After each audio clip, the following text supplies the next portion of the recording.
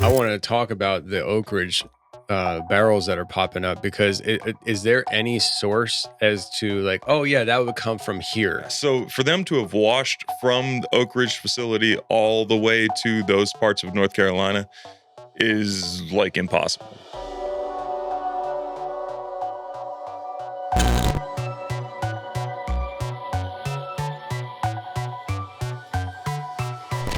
You suffered radiation poisoning. It wasn't radiation poisoning. Okay. It was some other toxin that I got into, which there's a plethora of toxins out there. I mean, everything out there. There's decomposing bodies. A lot of people are on septic.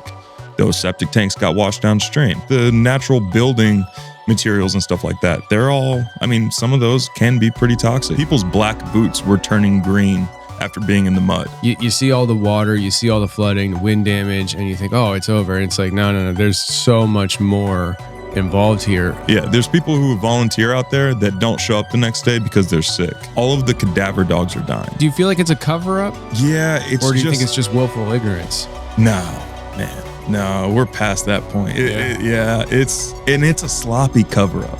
The government is not helping in the rural communities. If you just go to the area and if you just halfway pay attention, you're gonna start noticing things. In North Carolina, there is one FEMA disaster relief center in all of North Carolina, even though North Carolina was demolished as far as the other states go. In Tennessee, there's 4 or 5.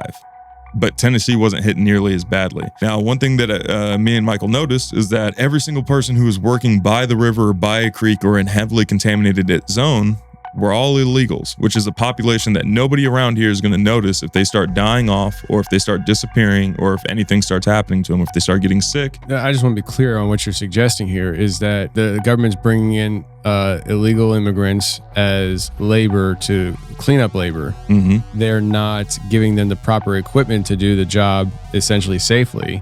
Oh yeah, they're going to start dropping like flies, man. The mining companies have been trying to acquire these mountains for the past 20 years.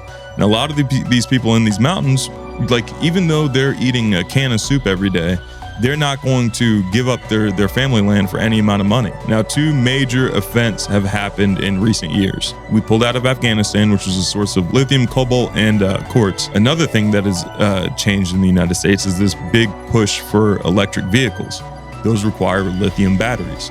Now we no longer have a source of lithium. One of the highest deposits of lithium and cobalt in the United States is in those mountains. About a year ago, 4 lithium battery plants were approved just across the border in South Carolina, which made no sense at the time because they're like, well, okay, where are you going to get the lithium from? Then this storm happens. And then all of a sudden, all these lithium deposits are now exposed and you can see them. As you drive down the river, you can see these purple and pinkish veins by the river. That's lithium.